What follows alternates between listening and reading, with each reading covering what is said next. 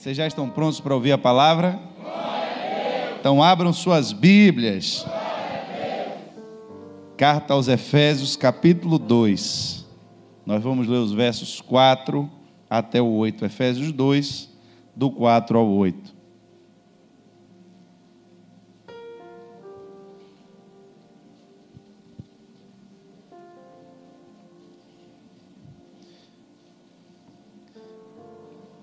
Carta glória aos Efésios,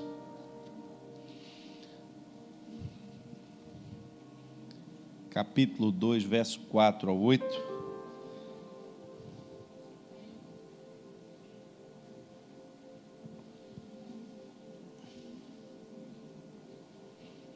Todos acharam?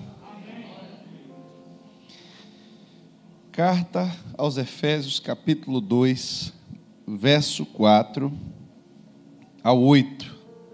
Na Nova Versão Internacional está escrito assim: Todavia, Deus, que é rico em misericórdia, pelo grande amor com que nos amou, deu-nos vida com Cristo, quando ainda estávamos mortos em transgressões.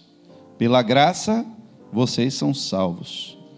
Deus nos ressuscitou com Cristo e com Ele nos fez assentar nas regiões celestiais em Cristo Jesus, para mostrar nas eras que hão de vir a incomparável riqueza de sua graça, demonstrada em sua bondade para conosco em Cristo Jesus. Pois vocês são salvos pela graça, por meio da fé. E isso não vem de vocês, é dom. Pai, estamos na tua casa nessa noite. Pedimos ao Senhor que nos revele a essência, Senhor, da tua palavra. Faça com que, meu Pai, o bom perfume do teu evangelho possa, Senhor, estar em nós nessa noite, compreendendo, meu Pai, aquilo que o Senhor quer. Fala de uma forma individual, pessoal, com cada um dos que estão aqui nessa noite, em nome de Jesus.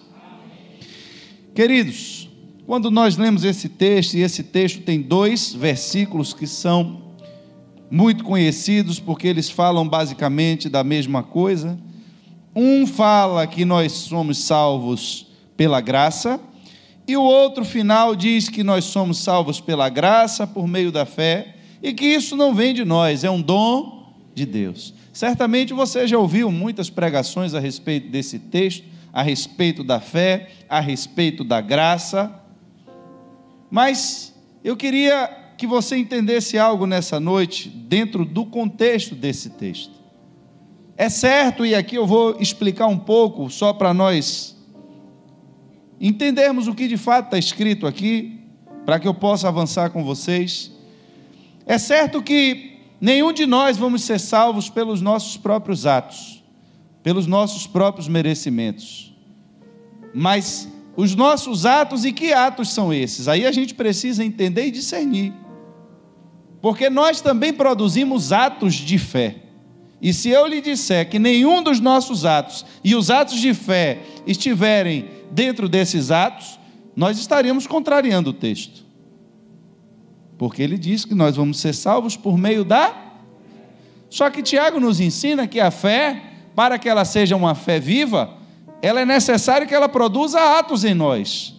A fé que está dentro de nós, para que ela seja uma fé viva, ou ao contrário, até para você entender, a prova de que eu tenho dentro de mim uma fé viva, é que ela vai manifestar atos, é que ela vai manifestar obras. Eu não vou ser salvo pela manifestação da minha fé, mas eu vou ser salvo pela fé que se manifesta através de mim. São coisas diferentes. Então, o que o texto reforça é que antes de eu fazer qualquer coisa, antes de eu dar qualquer passo em direção a Cristo, antes de eu me mover de qualquer forma em direção à verdade, Cristo nos amou primeiro, e Deus, em Cristo, nos deu essa vida. Ele já nos possibilitou essa vida eterna, quando ainda estávamos mortos em nossos pecados e transgressões. Por isso que o texto vai concluir e dizer que esse processo de salvação, a possibilidade de morar com Deus nas regiões celestiais, aonde Cristo já está estabelecido, é algo que é fruto exclusivo da incomparável graça de Deus e da sua bondade para conosco, e que nós vamos ser salvos sem que tenhamos contribuído diretamente para esse processo de salvação. Nós não fizemos nada, não contribuímos de nenhuma forma no princípio, quando Deus estabeleceu o projeto de salvação para nós e decidiu no céu enviar Cristo para nos salvar. E mesmo após Cristo tendo morrido na cruz, não há nada que eu possa fazer para pagar pela minha salvação. Então, eu vou ser salvo pela graça de Deus e por meio da fé. É por meio da fé que eu recebo a graça. E todo o processo de salvação que Deus realizou para nós, ele está centrado em Cristo Jesus. Não há processo de salvação, não há cobertura de pecados sem a figura central de Cristo Jesus. Isso é o que poderíamos resumir desse texto que nós lemos. Só que falarmos sobre isso na teoria, queridos, e entendermos apenas isso, limita o compromisso e o comprometimento que nós temos com a igreja do Senhor e com as pessoas que ainda estão lá fora para serem alcançadas.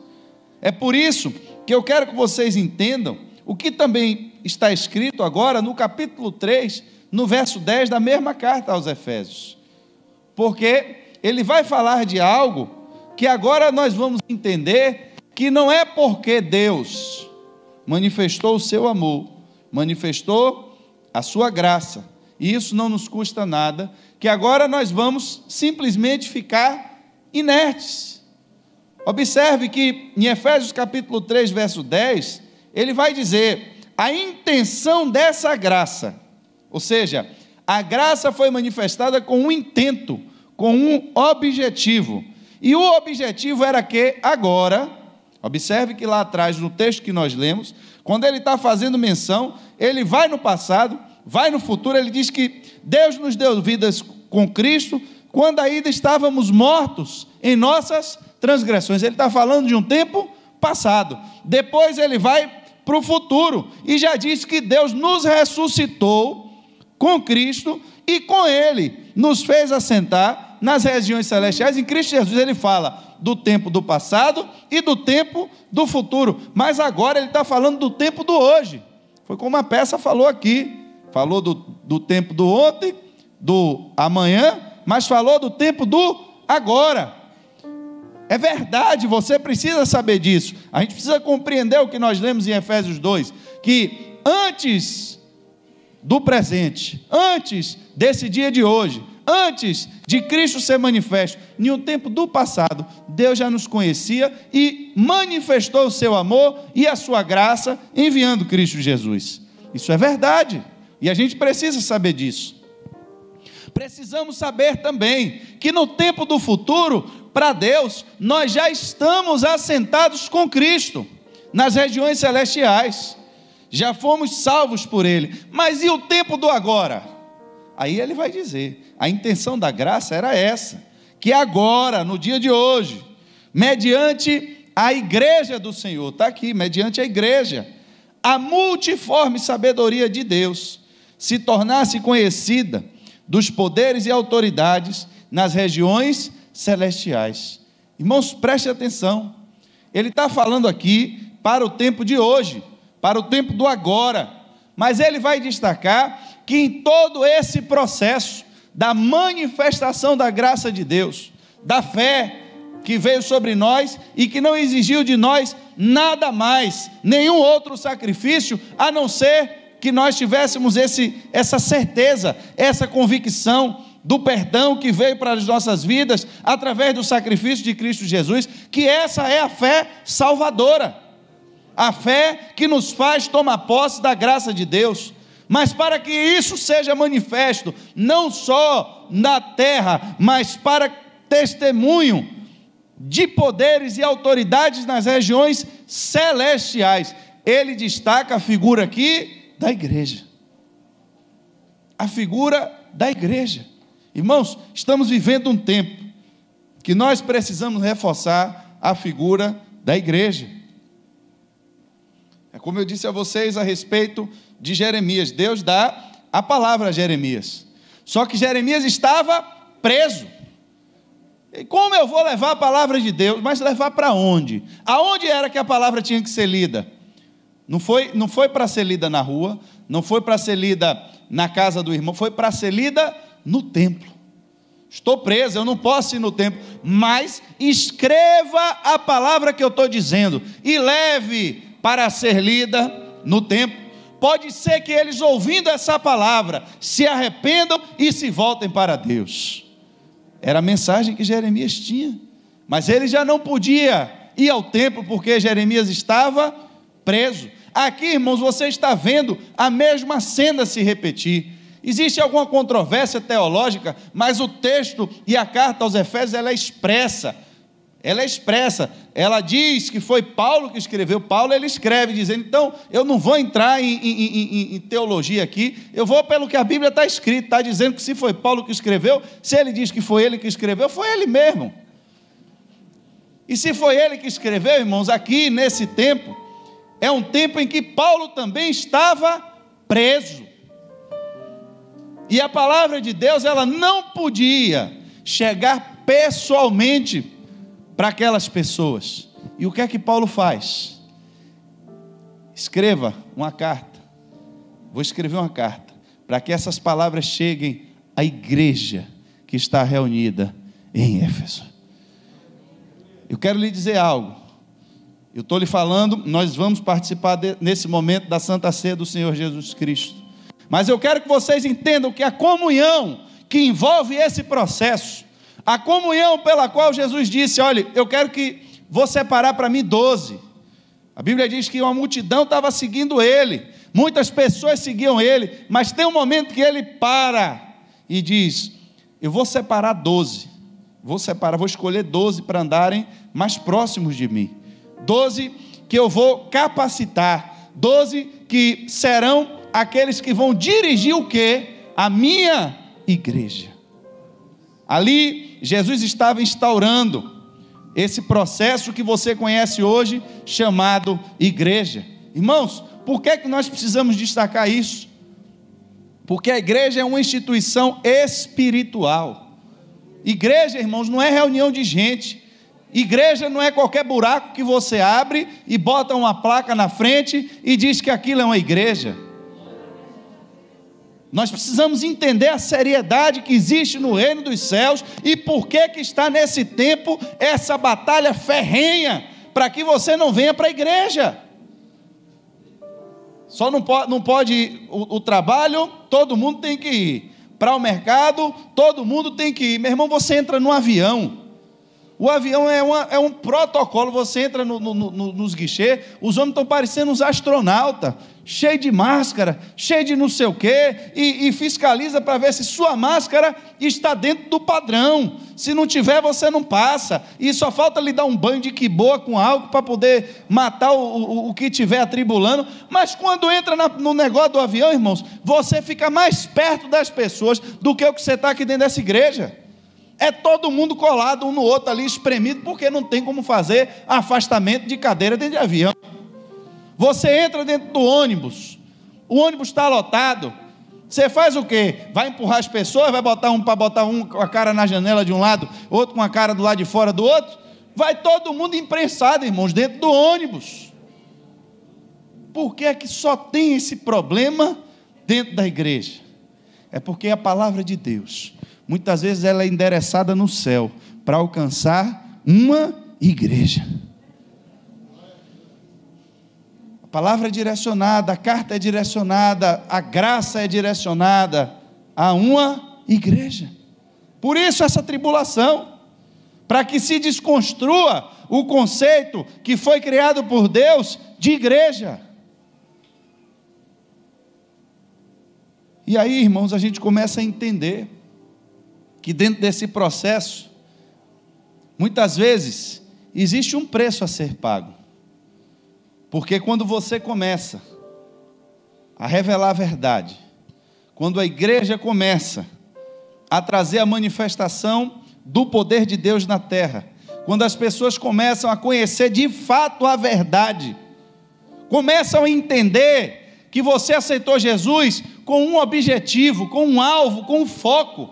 Irmãos, não tem outro objetivo, não tem outro foco. Você não pode dizer, eu aceitei Jesus para mudar de vida, eu aceitei Jesus porque eu precisava sair de uma depressão. Irmãos, esse pode até ter sido o motivo do seu encontro, de você ter ido até Jesus. Mas se você não deu o segundo passo, você ainda não entendeu nada. Tem gente que está na igreja e só está esperando, irmãos, que Jesus perdoe que resolva os seus problemas. Está agoniado, está aflito dentro da igreja, porque eu estou cheio de problema, e aí eu me desanimo. Deixa eu lhe perguntar uma coisa. Será que Jesus não está permitindo que essas tribulações cheguem até você, para lhe mostrar que a sua vida espiritual está um fracasso? Para lhe mostrar que você não tem comunhão nenhuma com Deus? Que você vem para a igreja, você assiste o culto, mas quando você sai pelaquela porta, qual é o seu nível de intimidade com Ele? Porque, irmãos, nós julgamos as pessoas muito pelas suas ações. E eu tenho certeza que se essa igreja aqui, eu seria o primeiro, a gente fosse julgar Davi pelas suas ações, nós incendiaríamos a casa dele com ele dentro, tocaríamos fogo e chamaríamos ele de herege. Porque ninguém aceitaria um pastor dentro de uma igreja que mandou matar o marido para ficar com a mulher do cara. Ninguém aceitaria. Mas por que é que quando Davi é confrontado, Deus não permite nem que ele sofra naquele momento a pena que ele deveria sofrer?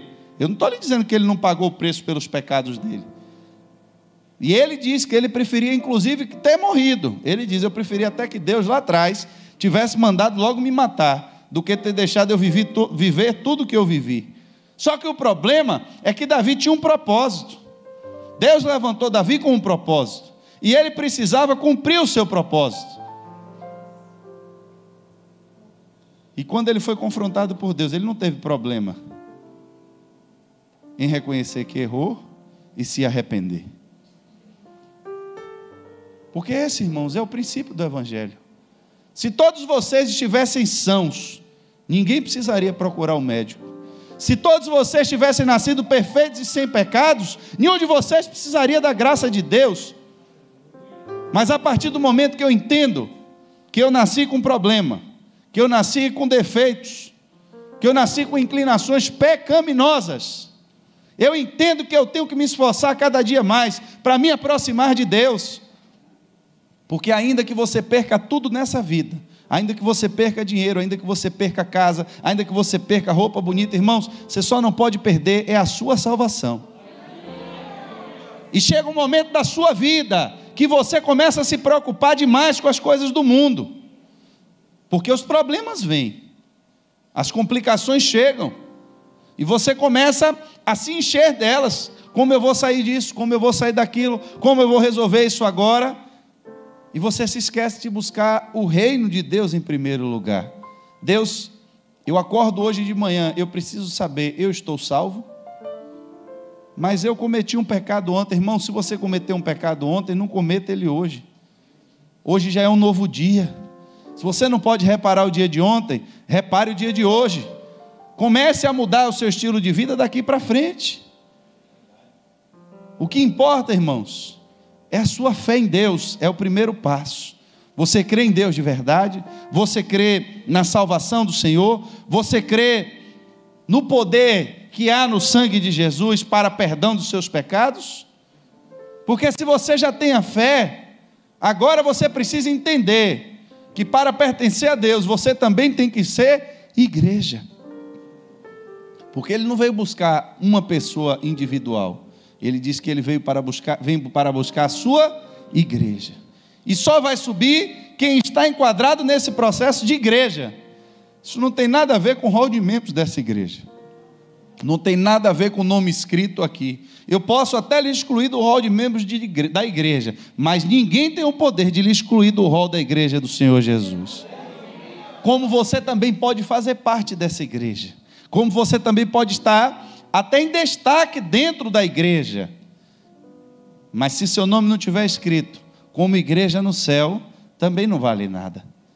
Irmãos, a igreja é aqui aonde Deus estabelece o seu exército, é aqui aonde Deus derrama as suas bênçãos, é aqui aonde Deus usa uns para fortalecer os outros.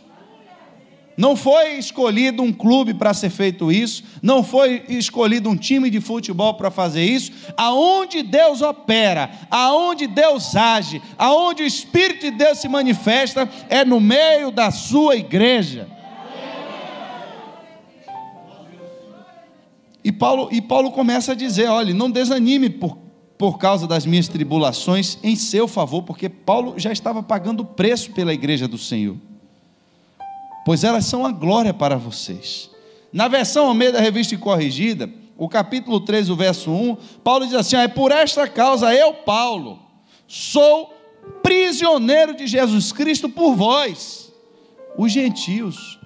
Ele mostrando que para pregar o evangelho aos gentios, foi exigido dele um preço, para que a igreja agora de Éfeso estivesse ali fundada, recebendo uma palavra. Paulo diz, olha, isso me custou alguma coisa, não foi de graça, a graça veio de Deus, mas para mim que levei o evangelho, eu só não quero que vocês se desanimem pelo que eu estou sofrendo, passando, porque eu sou prisioneiro de Jesus Cristo por vós. O que é que esse homem via, irmãos? O que é que esse homem entendia? Ele entendia que ele chegou a um nível de intimidade e de chamado de Deus, que é como ele disse, ele já não tinha mais vida, ele já não vivia mais. Paulo já não tinha propósito. Se você perguntasse, qual é o seu plano, Paulo? Eu quero pregar o evangelho. E o que é que você quer? O que é que você pensa para frente? Em abrir mais igreja. E o que é que você quer? Eu quero ver vidas sendo salvas. E o resto eu não tenho mais resto, não tem. Agora é Cristo que vive em mim e acabou. Não tem mais resto. E às vezes, irmãos, nós já recebemos essa graça de Deus, nós temos a fé que nos salva, só que está faltando esse sentimento que vem pelo Espírito de Deus, que traz a união da igreja. E temos vivido um tempo difícil, um tempo de segregação, um tempo de individualismo, um tempo em que essa instituição está sendo duramente atacada pelo inferno. Eu já vejo pastores até, sem querer colocar o nome da igreja de igreja, já colocam outros nomes, porque o nome já está manchado. Eu me lembro que esses dias eu estava viajando com um pastor amigo meu, e quando nós estávamos descendo uma serra, nós conseguimos ver o arco-íris de uma ponta a outra, porque a gente estava descendo a serra, a gente estava em um lugar muito alto, e o arco-íris ele fechou de um lado a outro, e a gente comentava sobre isso, como é que Deus faz algo tão bonito, e para macular o que é bonito, o diabo usa o mesmo símbolo para algo que mancha aquela imagem. Você desce e vê a beleza de Deus, mas aí vem o diabo para transformar a beleza de Deus em loucura. A igreja é a instituição da noiva do Cordeiro, é aquela que Deus está preparando para receber, e a Bíblia diz para ter agora uma relação mais íntima no seu casamento. A gente vai morar no Santo dos Santos com Deus lá agora, no trono com Jesus. Olha o nível, irmãos, que nós vamos estar agora com Deus. Nós vamos estar, ele está dizendo aqui, ó, que nós vamos nos assentar nas regiões celestiais em Cristo Jesus. Eu lhe pergunto, Cristo está sentado aonde? Aonde é que Cristo está sentado, irmãos? Ele está sentado à direita de Deus. Eu vou lhe perguntar uma coisa: Satanás caiu do céu por quê? Porque ele queria se assentar lá acima do trono de Deus. Ele queria ser igual a Deus, queria estar no mesmo trono que Deus ali. Aí ele cai do céu. Aí Deus pega o homem agora e diz que nós vamos estar no lugar onde Satanás queria. Vamos estar do lado do trono de Deus, assentado lá nas regiões celestiais, em Cristo Jesus. Que glória é essa, irmãos, que nós vamos viver no céu? Vamos viver em um lugar VIP no céu. Vamos estar ali ao lado de Deus. A Bíblia diz que nós vamos nos assentar nas regiões celestiais em Cristo Jesus. E isso é para mostrar a riqueza da sua bondade. O que é, irmãos, nessa era? O que é nesse tempo que está roubando a sua alegria? O que é que está roubando a sua paz? O que é que está deixando o seu coração aflito? Nada mais deveria deixar o homem aflito, a não ser saber que ele vai perder a sua salvação. Agora, nós cremos no poder de Deus, e demos testemunho aqui, inclusive nessa noite, do poder de Deus para aqueles que o buscam, para aqueles que o invocam. Mas é preciso que você saiba também, e creia, que todas as vezes que você tem aliança com Deus, e que você clama a Ele, Ele lhe responde, Ele ouve a sua oração. Mas não podemos viver uma vida sem compreender o que de fato nós fazemos aqui dentro dessa igreja. Que a graça foi dada de graça mesmo, que a bondade de Deus já se manifestou, mas ela só é revelada por intermédio da igreja. A carta foi endereçada à igreja. Paulo escreveu à igreja. Jesus, quando manda João mandar cartas, ele manda cartas para a igreja. Tem um propósito para essa igreja. O Espírito de Deus tem um projeto específico para essa igreja. E quando nós queremos ser parte de um corpo, quando nós aceitamos ser parte do corpo, aquilo que foi designado pela cabeça chega até nós. A comunicação chega até nós, porque nós estamos ligados no mesmo corpo. O pé está tão distante da cabeça, mas quando a cabeça dá uma ordem, até chegar no pé, a informação tem que passar pelo corpo inteiro. Se a coluna sofreu uma lesão, aí a cabeça manda mensagem, mas não vai chegar no pé, porque vai ser interrompida no meio do caminho, porque alguma parte do corpo está com problema. Mas não foi Deus que falou? Como é que a gente... Não, foi Deus que falou. Só que é através da igreja que a mensagem vai chegar. E Paulo, ele diz, e para que essa mensagem chegasse, meu irmão, Deus já liberou, mas para mim custou muito. Que Deus nos desperte, irmãos, nesse tempo, para oferecermos a Deus algo que nos custe alguma coisa. Que possamos nos esforçar para fazer a sua obra. Que possamos nos esforçar para ganhar almas para o Senhor. Porque às vezes passamos o ano inteiro e não ganhamos uma alma para Jesus. Uma sequer. Às vezes falamos sobre tantas coisas, falamos sobre política, falamos sobre futebol, falamos sobre a novela da Bíblia, viu, irmãos? Do Gênesis lá. Ninguém aqui assiste a outra não, é a novela da Bíblia. Jailson está me olhando aqui, é novela da Bíblia. Gênesis. Sangue de Jesus. Como disse o pessoal da peça, que tribulação é essa? Mas, queridos, eu quero lhe mostrar isso. Essa é a conclusão. Que nós vamos descer, agora vamos celebrar a ceia. A teoria, ela é linda, quando você entende que Deus deu de graça. Mas quando você agora, pela fé, lembre que você precisava da fé para receber a graça. Quando pela fé você entende que para que essa graça chegasse até você, Cristo, ele teve que sofrer. Alguém teve que pagar por você. E eu quero nessa noite reanimar a sua fé. Eu quero nessa noite trazer a você o foco de novo do porquê você está aqui. Porque é muito fácil e muito bonito a gente ficar cantando aquela música. Eu tenho medo. E eu tenho medo dela. Ainda que figueira não floresça, e que não sei o quê, que falte não sei o que lá mais no curral, um bocado de coisa aí que falta. E que ainda assim você vai estar se alegrando com Deus. Irmãos, Eu canto essa música meio atravessado. Porque não é fácil não, irmãos. Não é brincadeira não. Falta dinheiro para você pagar o cartão, você já está se atribulando. Às vezes você desce do ponto, dá vontade de comprar um pastel, um acarajé, o orçamento está apertado, você já vem de lá com a barriga roncando e murmurando. Você já pensou você chegar em casa e não ter nada? E ainda dizer que ainda assim você se alegra com Deus? Irmãos, esse é o objetivo, esse é o propósito. Mas é fácil? É fácil uma conversa que é fácil. Mas é o que a Bíblia nos ensina. Diz que o nível da nossa fé e da nossa comunhão com Deus tem que chegar nesse nível. Ainda que tudo falte, ainda que tudo esteja dando errado. Eu tenho certeza que Deus está trazendo resposta para pessoas nessa noite.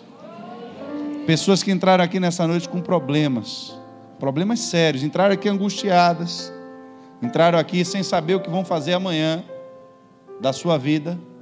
Pessoas que entraram aqui que no momento do louvor receberam aquele toque como o toque que o rico pede a Lázaro, toque na minha língua.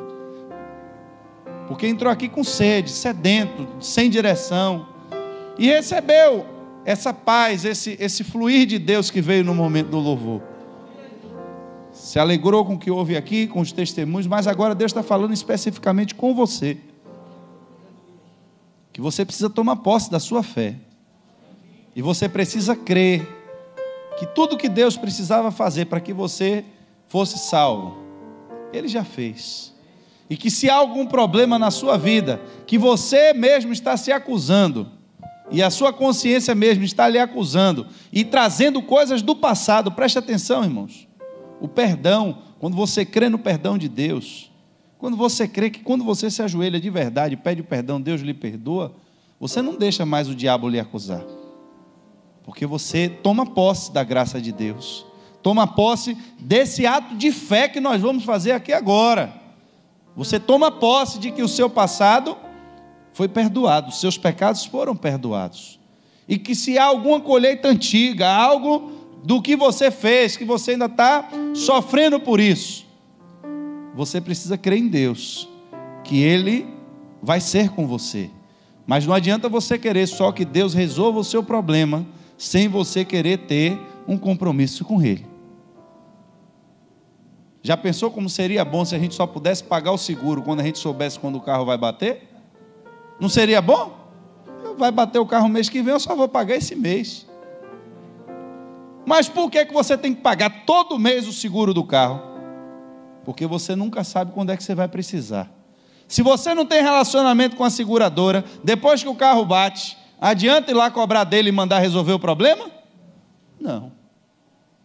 Para que no dia que você precisa esteja funcionando, você tem que ter buscado no dia que não precisou. Não é assim que funciona? É. E é assim que Deus também age na nossa vida. A diferença de Deus para a seguradora é que Ele diz, ainda que seja o dia da sua angústia, se você me buscar, eu não vou lhe desprezar, não vou virar minhas costas para você, mas você tem que me buscar agora, você vai ter que se humilhar, vai ter que se inclinar diante de mim. Irmãos, se é você que está precisando, eu vou lhe dizer, busque, mas não busque um dia e vá embora, busque até encontrar, busque até que Ele lhe responda, chame a atenção de Deus, comece a orar, comece a jejuar, comece a ler a palavra de Deus, comece a viver uma vida dedicada agora à busca da presença de Deus, e você vai viver uma vida de orações respondidas, você vai viver uma vida de vitória, você vai viver uma vida de bênçãos, e o propósito de Deus para a sua vida, Ele vai se estabelecer, Ele vai chegar até você. A Bíblia diz que as bênçãos virão sobre ti e te alcançarão. Elas te alcançarão. Mas se você quiser viver uma vida cristã, só de esperar que a graça de Deus chegue até você, você está desconsiderando o que Paulo disse. A graça chegou até vocês, A fé se manifestou para vocês, mas para que a igreja fosse formada, que a igreja que manifesta tudo isso que eu estou dizendo a vocês, eu estou aqui pagando meu preço, eu estou aqui como prisioneiro de Cristo Jesus. Não quero que as minhas tribulações desanimem vocês, mas vejam o preço que eu estou pagando, para que o que é de graça chegue até vocês. E está aqui a mesa, para você lembrar, que para que hoje eu pudesse dizer a você, confie no Senhor, que ainda que os seus pecados estejam vivos diante de você, quando você pedir perdão a Deus, Ele lhe ouve, e Ele vai ser com você, Ele vai lhe ajudar nessa batalha, mas não busque a Ele só pelo que Ele pode fazer, não busque Ele só para resolver o seu problema, porque às vezes Ele vai resolver o seu problema, mas você vai embora e não vai receber a salvação. Os leprosos foram curados, mas depois que o problema foi resolvido, cada um deu no pé e procurou seu caminho. Só um voltou, mas o que voltou recebeu a cura pela lepra e o perdão dos pecados. E eu vou finalizar, porque o relógio agora é digital, o relógio agora é pesado, com esse texto bíblico, com essa passagem bíblica. Vou pedir logo aos diáconos que já podem se posicionando, nós vamos estar servindo a ceia.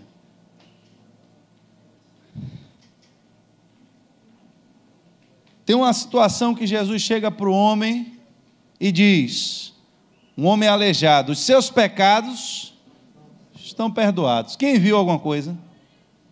Aconteceu o quê? Você viu alguma coisa?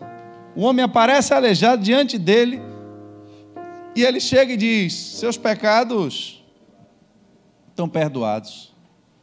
As pessoas olham para o outro e dizem, quem é esse doido aí que está falando de perdão de pecados? Irmãos, eu quero só lhe alertar para isso. É a última coisa que eu vou falar para nós celebrarmos a nossa ceia. Tem coisas que acontecem no mundo do Espírito, que tem um valor muito maior, só que elas não são vistas. E é por isso que precisa da fé. Porque causa uma mídia muito grande, causa um assombro muito grande, você chegar para alguém aqui, que é aleijado, e falar para essa pessoa, levanta e anda, e vocês com seus olhos contemplar uma pessoa aleijada, levantando e andando. Ah, meu irmão, eu acho que no outro dia a gente ia ter que quebrar a parede, ia ter que quebrar a casa, ia ter que arrebentar teto, porque as pessoas iam ter certeza que a presença de Deus agora está aqui, porque viu o aleijado andando. Eu vou fazer uma pergunta a você. Se o aleijado começar a andar, ele vive mais quantos anos aí, ou até quantos anos você acha que ele vai viver? 100? Ele vai viver mais porque ele deixou de ser aleijado e passou a andar? Ele vai viver a vida dele do mesmo jeito, mas um dia vai morrer como qualquer um.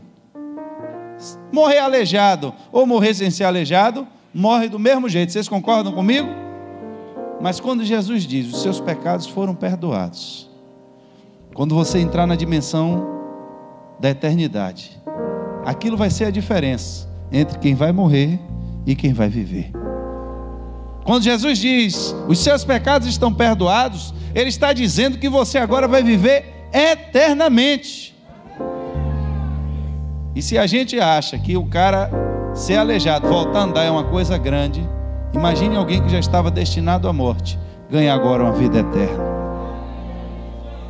Maior poder do que ver aleijado andando, é ver pecadores se arrependendo e se voltando inteiramente para Deus.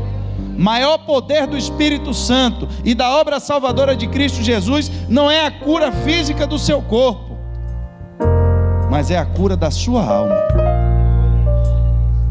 Eu queria que você ficasse em pé, porque se dissesse que na igreja a gente está distribuindo vacina para o coronavírus, eu tenho certeza que a fila ia estar lá em Cajazeiras 10 para receber vacina na igreja. Só que nessa noite, a vacina que nós estamos mostrando a vocês é aquela que nos purificou de todo pecado. Não é a vacina que cura só o corpo, mas cura a alma do homem, que nos revela e nos mostra quem verdadeiramente nós somos, que nos faz agora nos humilhar diante de Deus e dizer: Pai, eu preciso tomar essa ceia, eu preciso comer esse pão, eu preciso beber desse cálice, porque eu sou pecador. E no dia que eu não precisar dessa vacina mais, é porque eu já estou morto pelos meus pecados. Porque enquanto eu estiver vivo, eu vou entender que o que me deu vida foi isso aqui. Porque enquanto eu estiver vivo, eu vou continuar crendo que quem me sustenta vivo é o sangue e o corpo de Jesus Cristo naquela cruz. Nós vamos estar iniciando o nosso processo, mas eu quero que enquanto a gente estiver fazendo isso, você que estava vivendo já um processo de frieza espiritual, você já comece a conversar aí com Deus. Que você que estava vivendo um tempo de afastamento da presença de Deus, e Deus me fala de pessoas que estão vivendo esse tempo, que já foram despertadas por Deus, mas que ainda estão sem propósito dentro da igreja, que ainda não entenderam o que é que Deus quer para você nesse tempo, para o tempo do agora no meio dessa igreja. Hoje também é noite de Deus estar trazendo para você direção. É para você também orar e pedir a Deus: Deus, me direcione, o que é que o Senhor quer que eu faça para o Senhor nesse tempo, nessa igreja, porque Deus vai estar respondendo também nessa noite a corações. Pessoas que já estão aqui, já estão despertadas pelo Espírito de Deus, mas ainda estão sem saber o que fazer. É quando, como você chega numa obra para ajudar e já está todo mundo trabalhando, e você vai perguntar: o que é que eu posso fazer? O que é que eu posso fazer? Como eu posso ajudar? E se houver essa disposição no seu coração nessa noite, Deus vai lhe responder, Deus vai lhe mostrar, Deus vai lhe direcionar, porque tem pessoas aqui que têm muito dom, muito talento, mas que se decepcionaram com a estrutura, se decepcionaram com os homens, e Deus não tem nada a ver com o seu problema, porque Ele é a solução para o seu problema. E essa comunhão que vamos exercer nessa noite, no partir do pão, é exatamente onde Deus vai estar lhe devolvendo vida, vai estar lhe devolvendo direção, esperança. E se você tiver problema também no corpo, e você crer e orar, esse mesmo Deus é o Deus também que cura o corpo.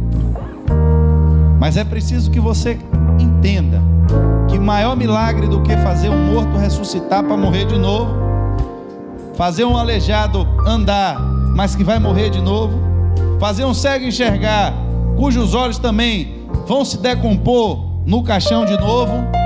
Maior milagre é lhe dar uma vida, que você vai ter certeza que no dia que você deixar esse mundo, ela não se acaba mais nunca, e que você vai estar estabelecido à direita de Deus. Esteja em oração enquanto nós estamos nos preparando para a celebração da ceia.